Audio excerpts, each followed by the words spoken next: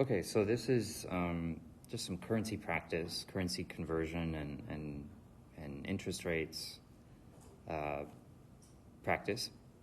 And let's suppose that you are a U.S. buyer of coffee, and that means that maybe you have your own coffee roasting shop here in San Francisco. And obviously you don't grow the beans in San Francisco. You go around the world, fly around the world, and buy the best coffee at the best price. And surprisingly, Vietnam is one of the biggest places for coffee growing and coffee trade. And so let's say you're going to go fly there and purchase.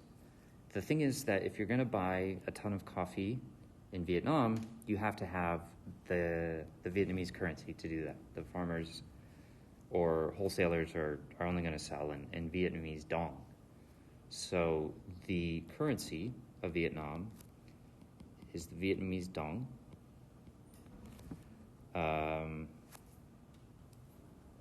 So the ISO code is VND. And let's suppose you have these 3 different options. So you get to Vietnam, you can either go to the bank, a Vietnamese bank.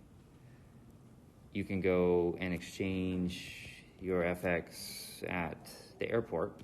We've all seen those airport currency exchange places. Or maybe you can exchange at the hotel. The hotel counter as a service offers currency exchange.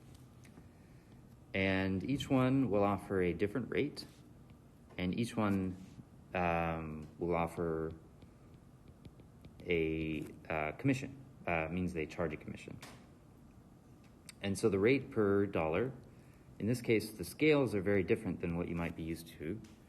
$1 buys 19,830 Vietnamese dong at the bank, buys 19,540 at the airport, or 19,400 at the hotel. And if we were just going to look at this, which one would sort of get you the most bang for your buck, so to speak? So the best is going to be this one, buys you the most foreign currency per $1 US.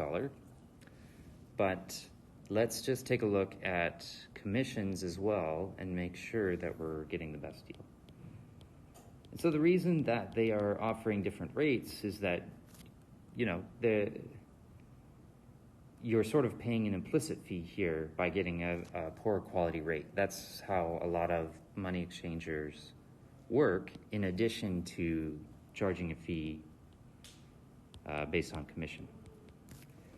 So if you see a money exchange place that says commission free, that doesn't necessarily mean you're getting the best deal. You kind of have to look at the whole package together. Okay, and so how do we look at that whole package? How do we sort of figure out the total proceeds for each one of these different 3 options? Bank, airport, or the hotel. And so the idea here is this is the exchange rate that we're getting, but in this case, the bank is taking a slice of it. So we're not going to get 19,830, but we're going to get what's left after a 2.55% slice is taken out. So we're getting, in other words, 97.45% of this number. And that's not 19,830. It is, what's left is 19,324 Vietnamese dong per USD. And we can do likewise for the other two options. We don't have 19,830. The other one, the airport, gives us a poor quality rate, gives us fewer VND per USD, as does the hotel. And after commissions, in this case, 2.05%, or a slightly lower commission of 1.5%, basically, gives us like a net currency rate per USD under these three options of 19,139, 19,099.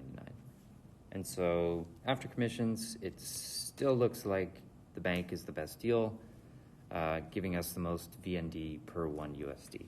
And so this is where we would want to make our currency translations at. By the way, that tends to be the best in real life. You know, whenever you go traveling in a foreign country, if you can't just use your credit card, the best place to transfer currency is going to be at a local bank, a big local bank. Pretty much never are you going to get the best rate at an airport or a hotel.